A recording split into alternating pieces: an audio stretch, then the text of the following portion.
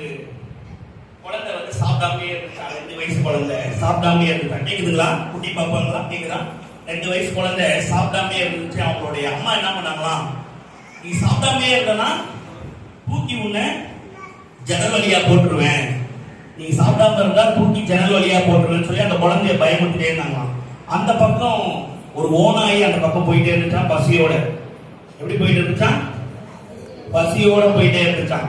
அதுக்கு ஒரே சந்தோஷம், இப்ப ஜன்னல் வழியா ஒரு குழந்தை உள்ள போது நம்ம அதை சாப்பிட்டுக்கலாம் அப்படின்னு சொல்லி ஒரு ஜாலியா நின்று இருக்காரு.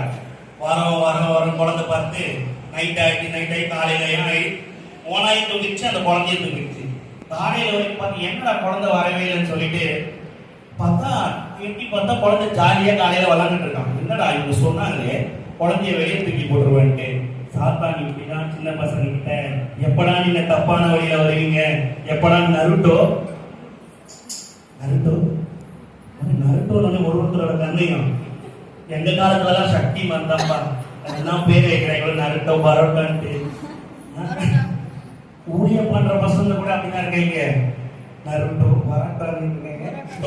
அநேக குழந்தைங்க வீட்டுல பாக்குறது அதெல்லாம் வந்து ஏசப்பாவுக்கு பிடிக்காத காரியம் இல்லையா? நீங்க சாத்தான் எப்படி உங்களை பாவத்துக்கு வர வைக்கலாம்னு பிளான் பண்ணிட்டே இருப்பாங்க. ஆனா நீங்க என்ன பண்ணணும், ஆண்டவர் எப்படி இருக்காரு, எந்த வழி போறாருன்னு சொல்லி நம்ம பேசுற வார்த்தையில ஆண்டவர் நாமத்தை மகிமைப்படுத்தணும். துவங்கும் போது 0வா இருந்தவங்க தான் இங்க இருக்கவங்க எல்லாம். ஆனா ஆண்டவர் இன்னைக்கு ஏன் தெரியுமா?